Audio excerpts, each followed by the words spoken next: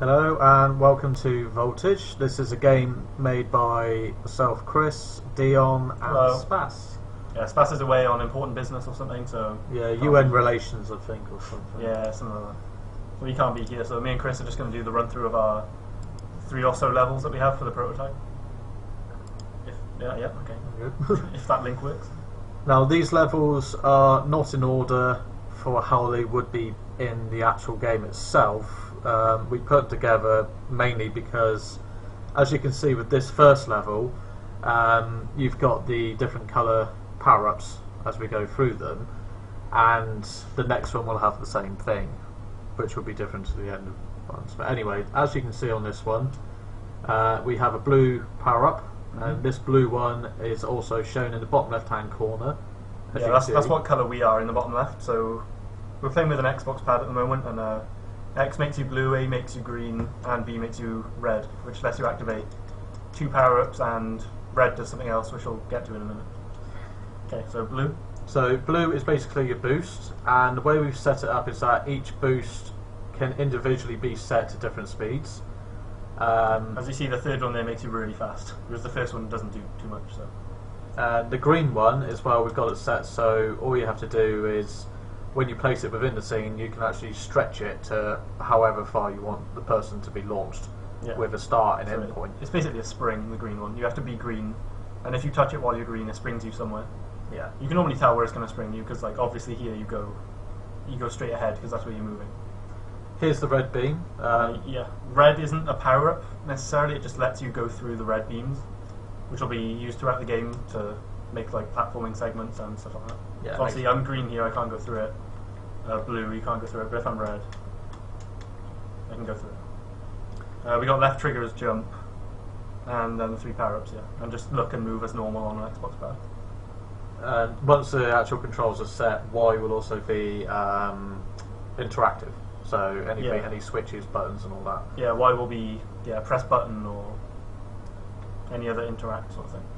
So this is the first proper like puzzle room. We got 8 puzzle rooms to fix the core.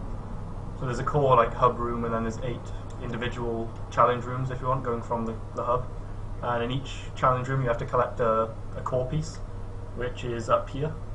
So we have to just get to the top basically in this one.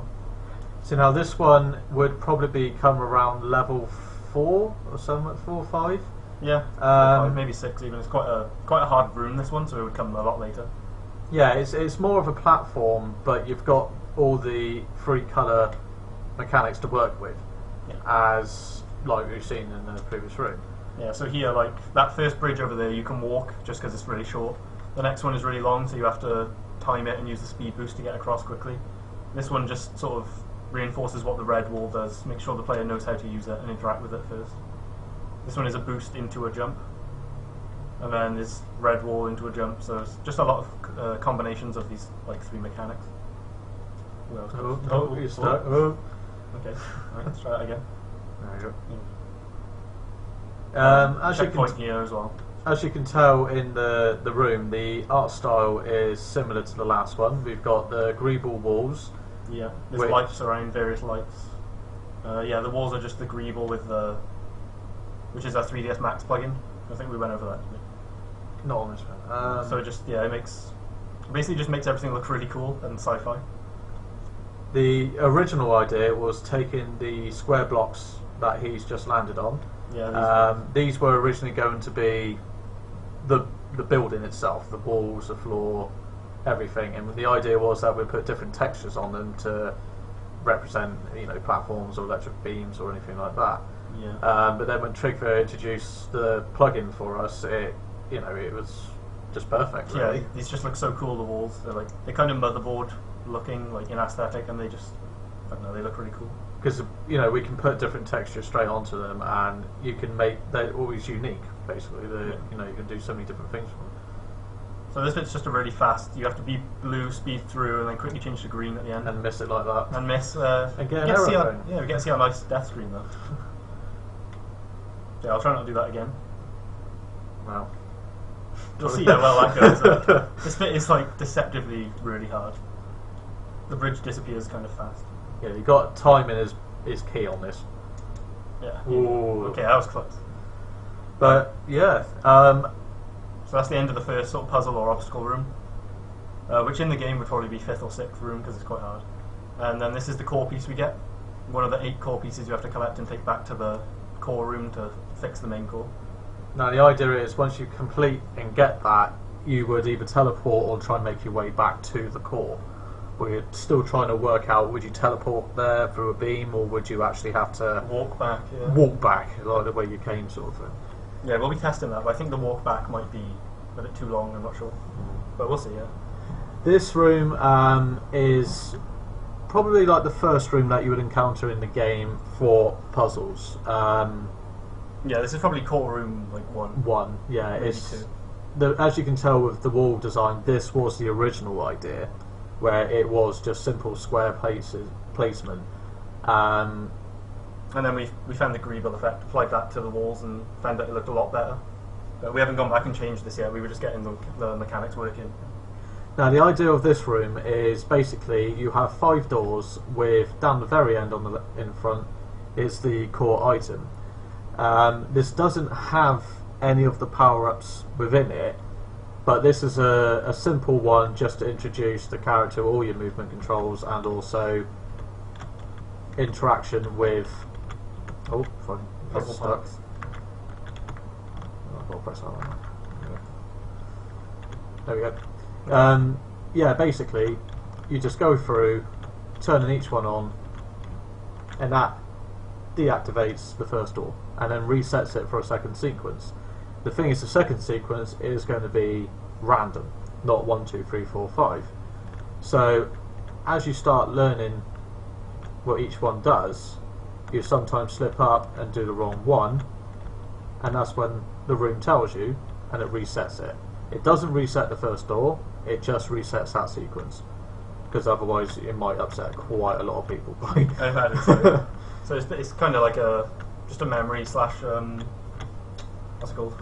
Yeah, it's a memory puzzle. It's a memory puzzle, yeah. The idea of it is where you're switching on all these beams, which is powering up the end, because the whole point of the game is that you are a nanobite and you're in the CPU and you're trying to reboot the CPU. Yeah, you're trying to sort of fix a broken computer basically, or you're trying to get a broken computer up and running again. So this is just sort of powering up part of the computer. 1, 5. Spent so long doing this, I can't actually remember the sequence. Yeah. This actually took ages to make. Yeah, I imagine. There were so many different combinations and having to resets and everything else. It was well, I learnt a lot. I'll give it that. You learned a lot about Unity, I guess. A lot about Playmaker. A nightmare to make it. So 5, 4. 1. So in the game, it's like a trial and error. Yeah. Puzzle, but I find it quite satisfying actually, just the way the doors disappear one by one. That was a simple. Basically, had a flicker event, had it wait for 2 seconds, and then a destroy actor. Is like 3 simple things. Yeah, it's really nice though. It adds a lot. We've heard like the term juiciness. We've heard it before. But it's just really nice to like look at while you're doing the puzzle, and you can see the lights going blue and stuff. So even though I think this puzzle without all of the nice like blue lights and the red walls and stuff, it'd be quite bland. You know what I mean? Yeah. But with all the like visual stuff, it's actually really quite fun to do. Yeah, the idea kind of came from Tron on that. Sure, yeah, it's, you know, but it's Tron. It's great. Yeah. But again, you get the next core piece. This would, again, you go back to your CPU core center, you place it in the CPU, and then go off to the next room. For this prototype, we're just having it teleport us to the next area. Now, this one was the last one I made due to time more than anything. As you can tell, like in the distance there, the graphic is. I've basically put the model too close to the wall, but slightly bugged. Yeah, it works. There's a couple of bugs on it, but it does. You can still complete it. Yeah. So as you can tell, I can't do nothing. This would be like your second room, where you would introduce to one of your first colours. Yeah. So they're doing like green in here. So in here, as you can tell, it's blue, but now I'm green. Launch on over. Now in the main game, there will be indications to say that these are interactive. You know, the player can go up to them and play with them. You can't go out of order to make it a bit simple. As you can tell, nothing's happening here. I don't know how many times. But if I go to that one, it's done. And now so you're just restoring power to I can do that one. to these like powerless nodes, and then Yeah, basically you're bringing power back online within in the room. you're trying to push this middle core bit all the way down, sort of. Yeah. Which every corner of the room you do, it sort of pushes the middle cylinder down more, and when it's down all the way, the room is complete. So this one is similar to the first room. So you've got your boxes that you would switch on. If you do it out of sync, you get the error message and it resets. Again, it's a memory puzzle. So if I just fly through it, there's another one. Yeah, well, it turns out you know the order somehow. I don't know how. Well, it took quite a while to make, so. But there we go. This one now, Yeah, so you restore power again, restoring it all. and if you look at the middle, that goes down a bit more. And as you can tell on the corners, that's just turned blue, as the previous ones were. They were originally red. That indicates to the player now that that area is the next one to go to. Yeah, there's a lot of visual As you cues and stuff that allow the player to know what they're meant to be doing next. Yeah, see that's blue. That just turned blue. This one's red. Yeah, so you can jump across, but it's You obvious you won't be doing anything over Yeah, here. you can't get to the core. You're stuck out here. So on to the next puzzle. And this one is taking the trigger the boxes over there, but also taking the spinning items over there and then putting it onto one. Yeah. Combining mechanics, like one by one. So.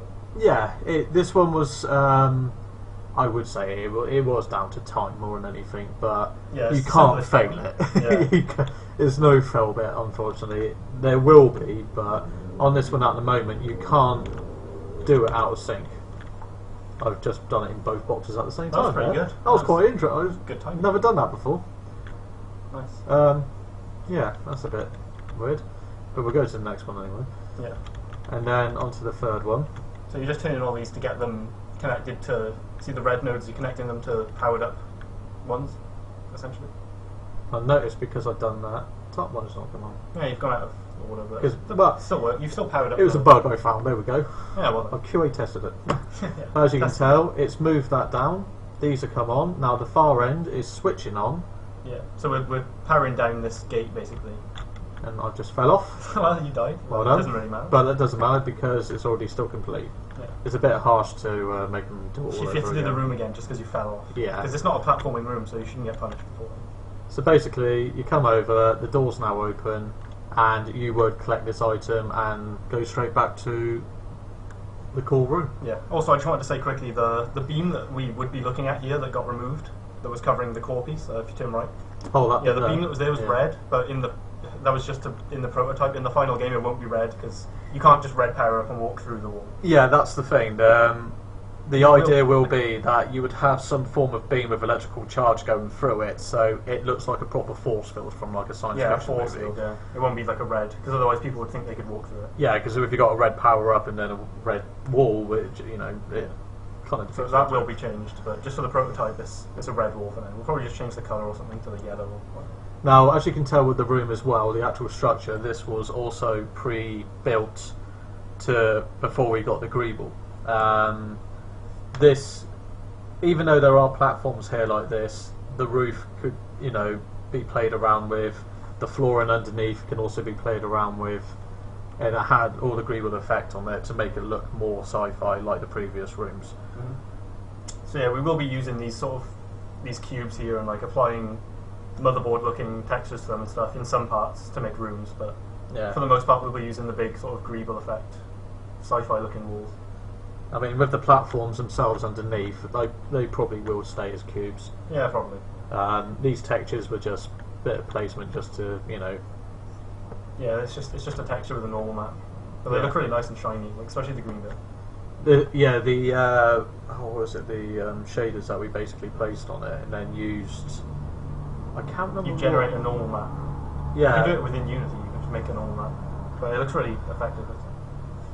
but also, as you can tell, the issues that we have with using cubes is, as you can see, the gaps when you turn the camera. Yeah, there's no nice way to get a perfect alignment to build with. Unfortunately, the snapping tool within Unity is not as sophisticated as like Unreal or something. But Yeah, it works, but it's a bit it's a bit off. Yeah. It doesn't work perfectly enough to build whole levels out of cubes. But yeah, that is our that's it, really. prototypes. Yeah, so these 3 levels aren't in order. Like, yeah, they're not in the order they would be in the final game. And other than that, yeah, this is all. I mean, it's all working. So yeah, the idea is that we've prefabbed these so we can take them into the actual game when we start building it, and we've also got it set so we can take things out, move things around, change textures, change actual assets. So it's all good. Yeah. Really. Well, the basic idea is to, because there's only 3 mechanics in the whole game, which you've seen. It's the red, blue, and yellow power-ups. Well, the red ability and then the blue and green power-ups. Yeah, it's basically. And we're just going to use those over and over to make, like, combine them in different ways to make different puzzles and different platforming areas and stuff like that. They'll just get progressively harder. And as each room goes on, like 1, 2, 3, this would be some like 2, and as you can see, the previous one to where you had the platforms was higher. This one's more square boxed. As they go on, they could also change shape, and the idea is that they'd also get bigger. So when we get to say the last one, number 8, the 8th core room. The idea that we've got for that one is going to be one massive dome, a round sphere, where inside you will have all 3 colours. You'd have the different mechanics you got in this room, where you got the turning and the switching on and off, and we're going to try and make one huge room. Yeah, probably a mix of puzzles and platforming and just like loads of stuff going on. The ultimate platform room. Yeah, just a combination of everything you've learned, pretty much. Think of Death Star interior on Return of the Jedi when they take the core out. Not quite as big, but that idea where it's close. It's gigantic. It's you stood there in awe, sort of thing. But that's similar to what the core room will be as well. But yeah, that's our game of Voltage. Yeah. So thank you very much, and cheers. See ya.